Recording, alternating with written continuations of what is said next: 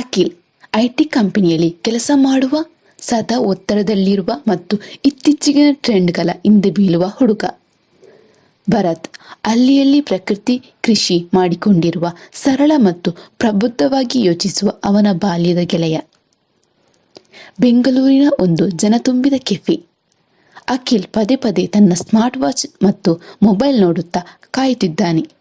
ಭರತ್ ಸರಳವಾದ ಬಟ್ಟೆಯಲ್ಲಿ ನಗುತ್ತಾ ಬರುತ್ತಾನೆ. ಅಖಿಲ್ ಎದ್ದು ನಿಂತು ಅಪ್ಪಿಕೊಳ್ಳುತ್ತಾ, ಲೋ ಭರತ್, ಎಷ್ಟು ವರ್ಷ ಆಯ್ತು ಕಣೋ ನಿನ್ನ ನೋಡಿ. ಫೈನಲಿ ಸಿಕ್ಬಿಟ್ಟೆ. ಆದರೆ ಅಲ್ಲಿಂದ ಬರಲು ಇಷ್ಟೊತ್ತು ಲೇಟಾ?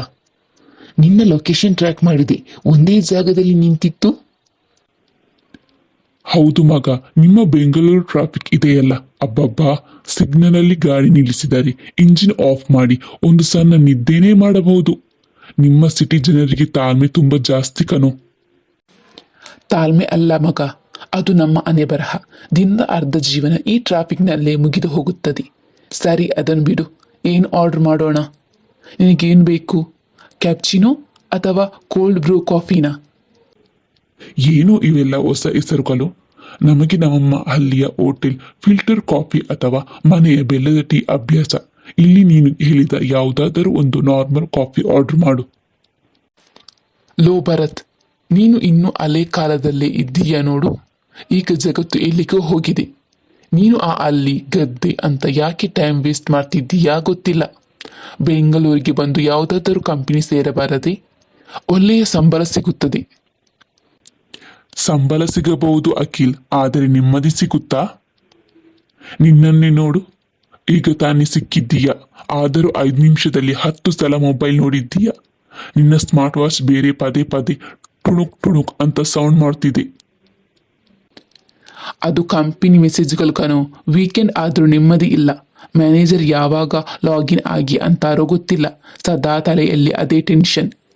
BP, ಶುಗರ್ ಎಲ್ಲ ಈ ಚಿಕ್ಕ ವಯಸ್ಸಿಗೆ ಬರುವ ಆಗಿದೆ. ನಿದ್ದೆ ಕೂಡ ಸರಿಯಾಗಿ ಬರಲ್ಲ. ಇದನ್ನೇ ನಾನು ಹೇಳಿದ್ದು. ನನ್ನ ಹಳ್ಳಿಯಲ್ಲಿ ಬೆಳಗ್ಗೆ ಪಕ್ಷಿಗಳ ಶಬ್ದಕ್ಕೆ ಎಚ್ಚರವಾಗುತ್ತೇನೆ.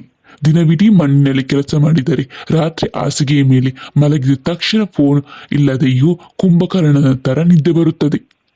ನಮಗೆ ಯಾವುದೇ ಮ್ಯಾನೇಜರ್ ಇಲ್ಲ, ಪ್ರಕೃತಿಯೇ ನಮ್ಮ ಬಾಸ್.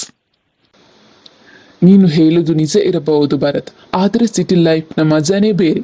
ಮಾಲ್ಗಳು, ಪಾರ್ಟಿಗಳು, ಥಿಯೇಟರ್ಗಳು. ವೀಕೆಂಡ್ ಬಂದರೆ ಎಂಜಾಯ್ ಮಾಡಲು ಎಷ್ಟೋ ಜಾಗಗಳಿವೆ. ನಿಮ್ಮ ಹಳ್ಳಿಯಲ್ಲಿ ಸಂಜೆ 7 ಗಂಟೆಯಾದರೆ ಇಡೀ ಊರೇ ಮಲಗಿಬಿಡುತ್ತಾರೆ. ಬೋರ್ ಆಗಲ್ವಾ? ಬೋರ್ ಯಾಕೆ ಆಗುತ್ತೆ ಮಗ? ನಮಗೆ ಸಂಜೆ ಊರಿನ ಅರಳಿಕಟ್ಟೆ ಮೇಲೆ ಸ್ನೇಹಿತರೆಲ್ಲರೂ ಸಿಗುತ್ತೇವೆ. ರಾಜಕೀಯದಿಂದ ಹಿಡಿದು ಮಳೆ ಬೇರೆ ತನಕ ಮನಸ್ಸು ಬಿಚ್ಚಿ ಮಾತಾಡುತ್ತೇವೆ. ನಿಮ್ಮ ತರಹ ಪಕ್ಕದ ಸೀಟ್ನಲ್ಲಿ ಕೂತವನಿಗೆ ವಾಟ್ಸಪ್ನಲ್ಲಿ ಮೆಸೇಜ್ ಮಾಡಲ್ಲ ನಾವು. ಮುಖ ನೋಡಿ ಆಡೋ ಮಾತಿನಲ್ಲಿರುವ ಪ್ರೀತಿ ನಿಮ್ಮ ಎಮೋಜಿನಲ್ಲಿ ಸಿಗಲ್ಲ. ಅದಂತೂ ಕರೆಕ್ಟ್ ಆಗಿಯೇ ಹೇಳಿದ್ದೀಯ.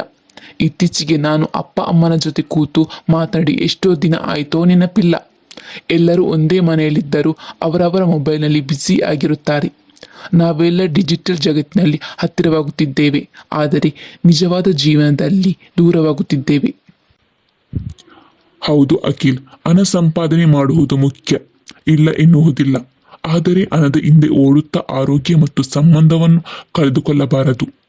ವಾರದಲ್ಲಿ ಕನಿಷ್ಠ 1 ದಿನವಾದರೂ ಮೊಬೈಲ್ ಆಫ್ ಮಾಡಿ ಫ್ಯಾಮಿಲಿ ಜೊತೆ ಕಲಿ. ತುಂಬ ಒಳ್ಳೆಯ ಮಾತು ಹೇಳಿದೆ ಭರತ್. ಇವತ್ತು ನಿನ್ನನ್ನು ಭೇಟಿಯಾದ ಮೇಲೆ ನನ್ನ ತಲೆ ಕೆಳಗಿದ್ದ ಆಲೋಚನೆಗಳೆಲ್ಲವೂ ನೇರವಾದವು. ಸರಿ, ಮುಂದಿನ ತಿಂಗಳು ನಾನು 3 ದಿನ ರಜೆ ಹಾಕಿ ನಿಮ್ಮ ಅಲ್ಲಿಗೆ ಬರುತ್ತೇನೆ. ನನಗಂತೂ ಆ ಹಸಿರು, ಆ ನೆಮ್ಮದಿಯ ವಾತಾವರಣ ಬೇಕು. ಖಂಡಿತ ಬಾ ಮಗ. ನಿನಗೆ ನಮ್ಮ ತೋಟದ ಫ್ರೆಶ್ ಎಳೆನೀರು ಕುಡಿಸಿ ಹಟ್ಟಿಯ ಹಸುವಿನ ಹಾಲು ಕೊಟ್ಟು ನಿನ್ನ ಈ ಸಿಟಿ ಸ್ಟ್ರೆಸ್ನನ್ನು ಪೂರ್ತಿಯಾಗಿ ಓಡಿಸಿಬಿಡುತ್ತೇನೆ. Deal, okay. ಸದ್ಯಕ್ಕೆ ಈ ಕಾಫಿ ಬಿಲ್ ನಾನು ನನ್ನ ಕ್ರೆಡಿಟ್ ಕಾರ್ಡ್ನಿಂದ ಪೇ ಮಾಡ್ತೀನಿ. ಅಲ್ಲಿಗೆ ಬಂದಾಗ ನಿನ್ನಿಂದ ಭರ್ಜರಿ ಊಟ ಬೇಕು ಅಷ್ಟೇ. ಖಂಡಿತ ಮಗ, ಅಲ್ಲಿ ಊಟದ ರುಚಿನೇ ಬೇರೆ. ನಡಿ, ಈಗ ಹೊರಡೋಣ. ಆಧುನಿಕ ಜಗತ್ತಿನ ತಂತ್ರಜ್ಞಾನ ಮತ್ತು ಹಣದ ಓಟದಲ್ಲಿ ನಾವು ನಮ್ಮ ನೆಮ್ಮದಿ, ಆರೋಗ್ಯ ಮತ್ತು ಸಂಬಂಧವನ್ನು ಮರೆಯಬಾರದು. ಪ್ರಕೃತಿ ಮತ್ತು ನೈಜ ಮನುಷ್ಯರೊಂದಿಗಿನ ಒಡನಾಟವೇ ಜೀವನದ ನಿಜವಾದ ಶ್ರೀಮಂತಿಕೆ.